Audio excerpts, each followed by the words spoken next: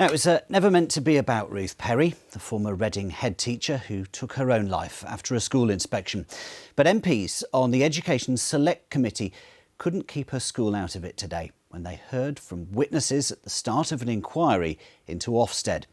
They were told the fear instilled by the inspection regime was hampering the recruitment of head teachers and school governors. Joe Campbell has more. He says he's got less job security than a football manager. It's true. It's incredible. Watching today's evidence session, the parent and the fellow head teacher who've joined Ruth Perry's sister in campaigning for Ofsted's reform. If you look at that report, straight away you see only inadequate, and it's not on. Ruth and the school she led only came up once during today's session. The inquiry isn't about her, but what was said might have applied just as well in her case. It's incredibly high stakes. What the one word judgment has created, it's career ending for a school leader and career shaming for a teacher. The conversation would not have been so focused and so poignant if it hadn't been for those events.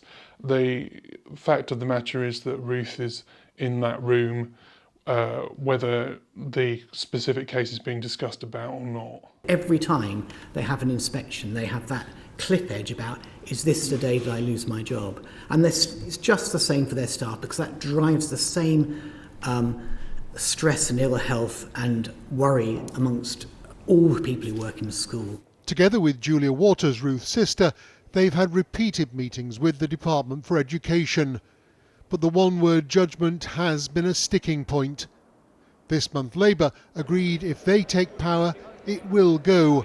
And one of the party's former schools ministers, who's leading a separate inquiry, says change is needed. Ofsted has lost the trust of the profession and therefore has to change, because you cannot have an inspectorate whose findings are not trusted and believed by the people that it's there to inform. But today's inquiry has power and influence now. I just visited a lot of my schools, and you're absolutely right.